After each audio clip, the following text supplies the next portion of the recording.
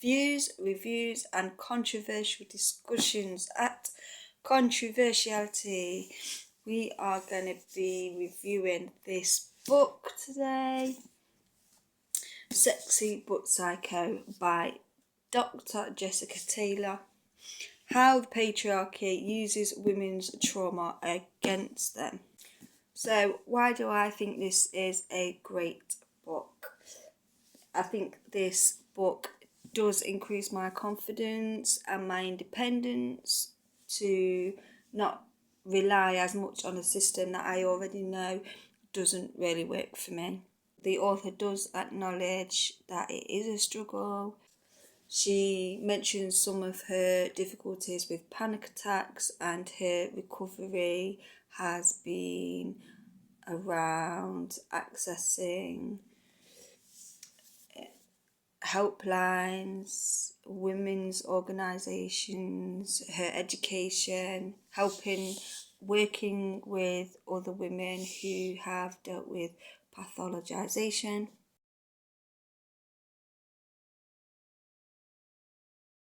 I also think that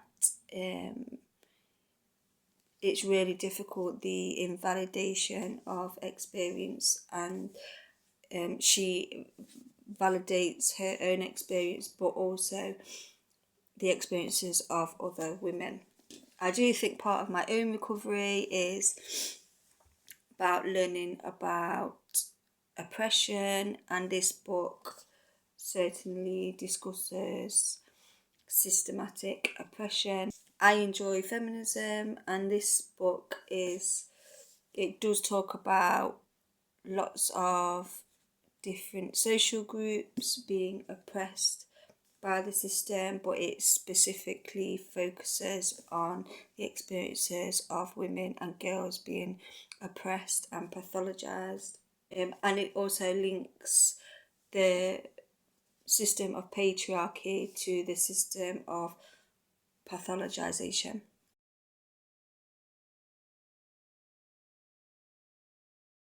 It does claim that the mental health system is harming women and girls. I don't think this author is discouraging people from accessing support services within the mental health system. I do think that she is trying to raise awareness and trying to improve the system, which I think is really, really difficult, but also really, really important. And I think this book is a good start for challenging some of those oppressive systems. I think this book is a necessary conversation. I think it is controversial because a lot of people rely on a system of mental health support, but I think it's also very real in that it does discuss real examples of the experiences of particularly women and girls who have accessed these mental health services.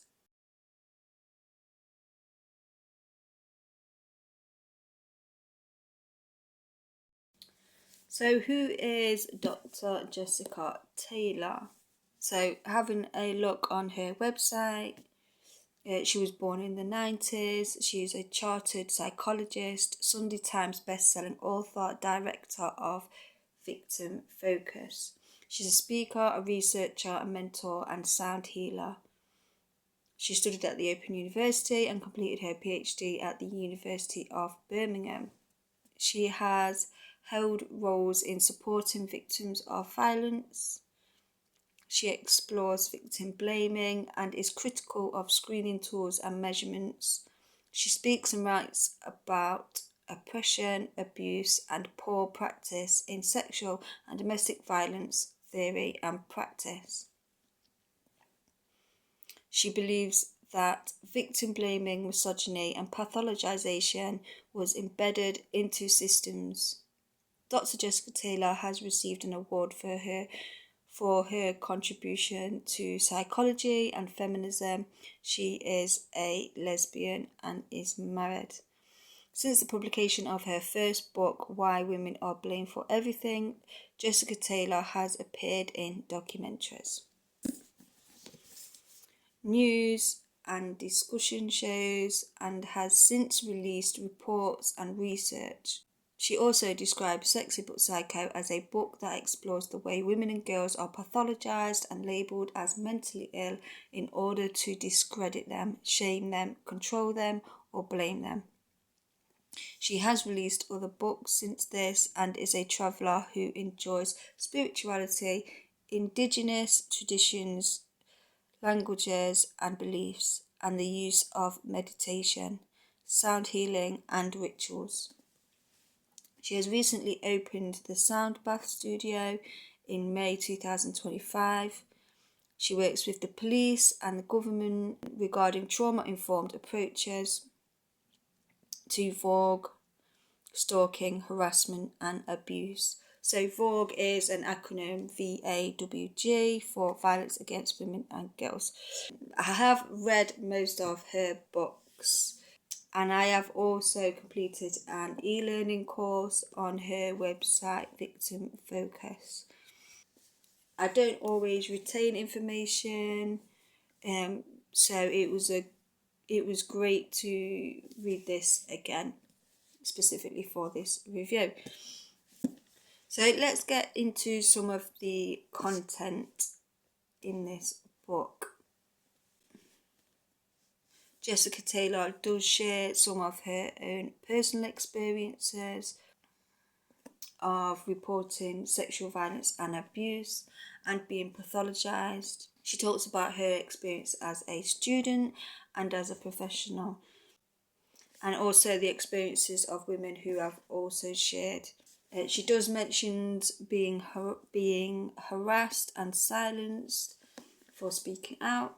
There is a lot of discussion throughout the book about systematic oppression, misogyny, and the idea that women and girls who have experienced male violence or trauma are being labelled as being mentally ill. And in this way, they're being further victimised. And it is a way to control them and discredit them and invalidate their experiences. So yeah, a lot of oppressive structures and women within these oppressive systems, and then this guise of support that convinces women and girls that they need this support and excuses being treated in the way that they are. A lot of victim blaming. So the author does make a point that she doesn't refer to women and girls as being mentally ill or disordered or even abnormal. And she also claims not to use the word survivors, victims or experience. Some of the language in the book is explained, some of the definitions, which I think does make it a bit more accessible. And she does also define the differences between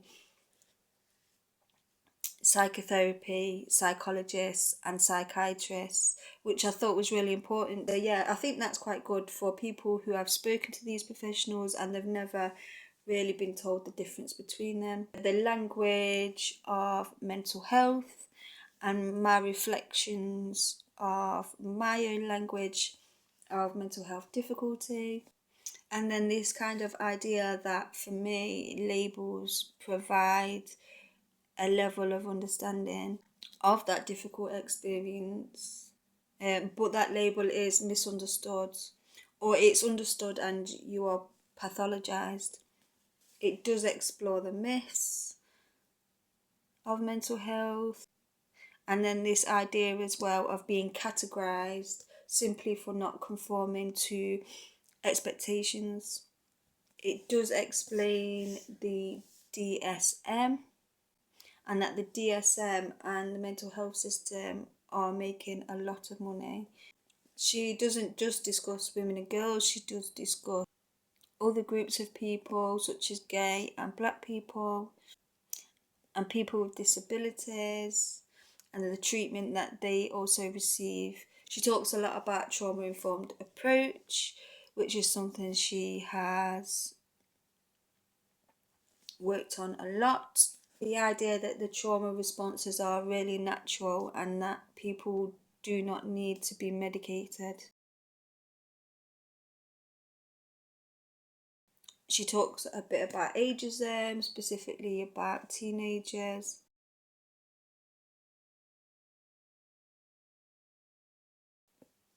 The idea of hysteria, that women who claim they're not mentally ill, it's used as an excuse to justify why they might be mentally ill. The imbalance of power between different social groups and hierarchies, and the gaslighting of experiences through invalidation. She does say that it would be much more beneficial to validate women and to listen to them. And I think that this idea of invalidation and the idea that women are mentally ill and difficult to change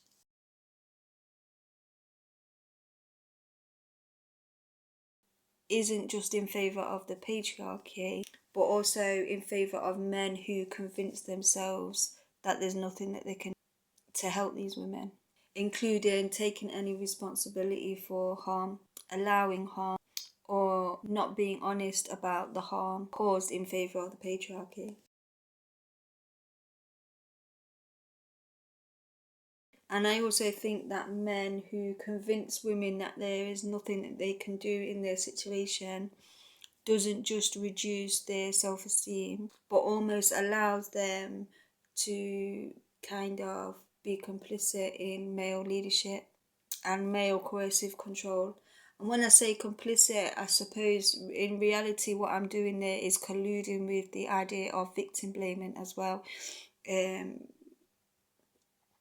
So that the blame is put to the women who are not conforming to expectations, seen as problematic, seen as disordered and mentally ill, in need of help, but then are unable to be helped, and gaslit. I did reflect quite a lot reading this book. Jessica Taylor does also discuss the experiences of the health system and how professionals within the health system have believed male partners rather than the woman when accusing women of being problematic, which I agree with and which I think I have also experienced. Yeah, she does challenge this idea of diagnosis and a lot of challenge around the diagnosis of personality disorders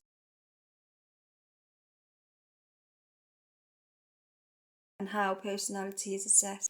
And this idea that medicalizing women is much easier than accessing therapy.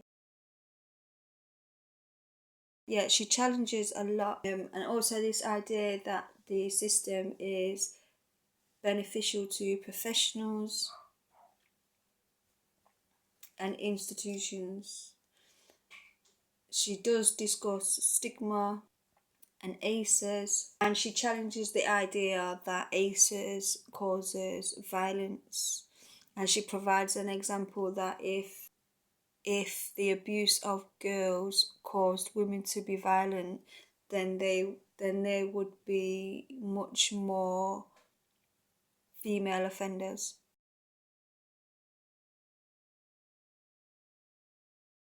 And she also mentions in the book about the damage of psychiatry towards female professionals, so women who also work within the system and the health system. And I thought this was really interesting because for someone who has experienced difficulty within the health system, it's not really something that I had considered before. Yeah, and this idea of medication or therapy, I have accessed NHS talking therapies a few times. I don't think they deal with complexity. I think experiences are invalidated and measured. And I think a lot of people are put on waiting lists. And I think that the system doesn't necessarily work for everyone. I do think there are some good professionals, and I think sometimes these professionals keep women hopeful that the system might resolve. But I think that professionals, family, friends are convinced and promote this idea of recovery, which goes through the GP. Jessica Taylor does discuss women who have experienced and disclosed sexual abuse only to be diagnosed, medicated, and sectioned.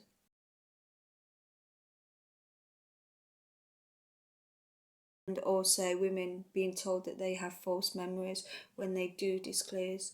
I think this idea of being diagnosed and being validated is also invalidating. But also this idea that through diagnosis, women and girls might actually be able to access further support.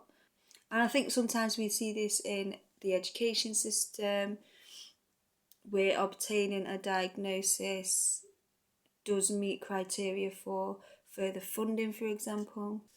It does discuss the history of black people and slavery. This idea of keeping people in their place to be controlled, that abuse is excusable and being lied to. It also discusses the sterilisation of women and girls. This idea of women being diagnosed with hysteria.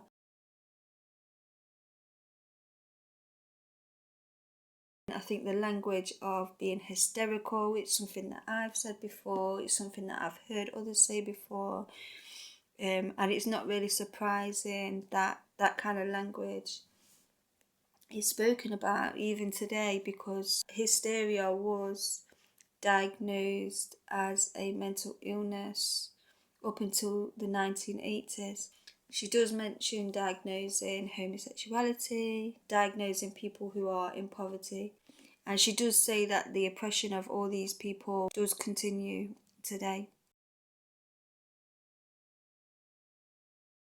Issues of classism, racism, sexism, ageism. She does also mention the issue of gender dysphoria and how girls are diagnosed as having gender dysphoria simply for not conforming to femininity, and then that diagnosis then leading to the medicalization of girls through puberty blockers, cross-sex hormones, and even surgery. She does talk about ECT, chemical restraints, the history of women, religion, witchcraft, patriarchy.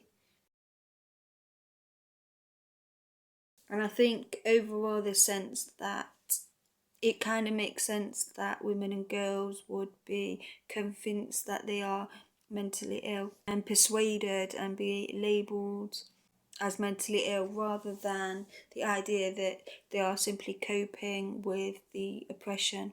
And so I think, yeah, in some ways, how women are kept within that oppression and victimization, and sometimes without even knowing it. This idea that women who are assertive and confident are labelled as problematic. Sexualization, objectification, and this idea of women being accused as being mentally ill.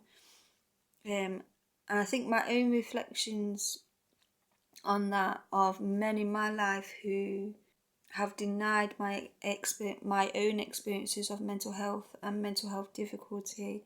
And then this idea that I don't think they denied it because they disagree with the system, or the idea that the DSM is oppressive or untrue. I think they denied my experiences of mental health because they invalidated my experiences.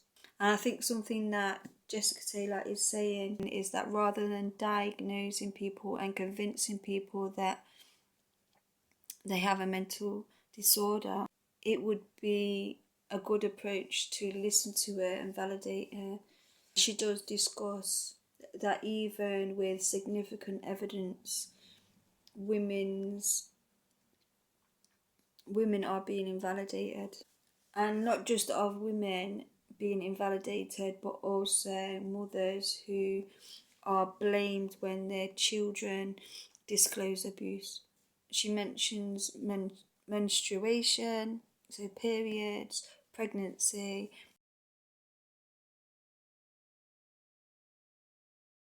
menopause, the contraceptive pill, and how the contraceptive pill is used to regulate girls and women's moods and control pregnancy, rather than explore why girls are getting pregnant sometimes by older men. And I think the idea that the contraceptive pill is used to control is something that continues today. Posts on social media previously about teachers advising girls to take the contraceptive pill because it would mean that they would take less trips to the toilet during school hours. And she also discusses CBT, so cognitive behavioural therapy. This is something that I have had a few times. And I think she agrees that it can be good for certain things, but not necessarily trauma and complex trauma. And she also mentions that professionals within the system that challenge these oppressive practices are silenced and bullied. There is a mention of autism and misdiagnosis. So I think that again goes back to the idea of kind of neurodiversity or not conforming to behavioural expectations. She does also discuss this idea of professional grooming, so professional manipulation. Jessica Taylor is very clear that women and girls aren't necessarily oppressed because they are inferior, but because men are aware of the power that women have, and that there's this global control of women and women's sex lives. And I think this idea of almost being trained does kind of extend to boys who want to train to be expected men or to conform to certain expectations such as masculinity. This idea of sexual objectification, but also self-objectifying. Although her intention isn't to initially invalidate women's experiences of diagnosis, she's decided that invalidating the misogynistic psychiatric diagnosis is exactly what she intends to do, which would make sense because of the harms that it causes. She does also mention examples of women who have been referred to mental health services simply for refusing to have sex or not wanting to have sex. Jessica Taylor does also discuss in a chapter about assisted dying. I had to have a break from the book before that. There are a lot of difficult conversations within this book, but assisted dying is something that is being discussed right now in Parliament. And she discusses examples of women who have been diagnosed as being mentally ill and almost kind of incurable, to the point where these women then decide to die by the system.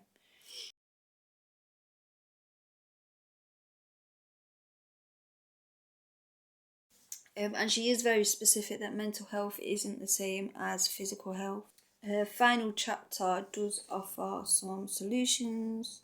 She acknowledges that there are knowledge gaps. She acknowledges that there are professionals who are abusive within the system, but that it is very difficult to find who they are because they are within that system.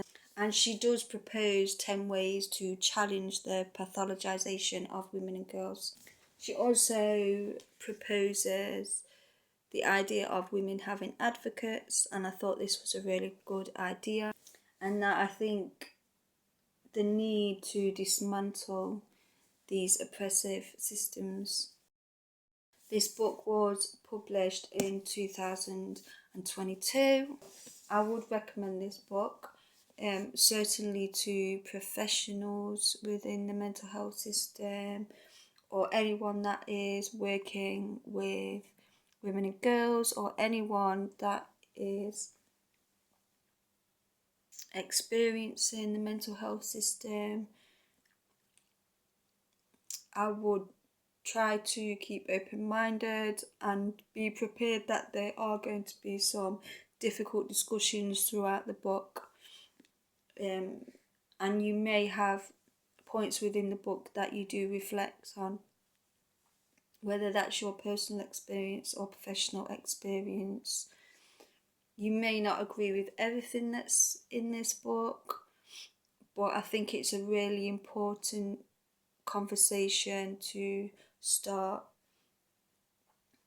and to explore, and to acknowledge that invalidation that people are experiencing when they go to a system that is being promoted as supportive.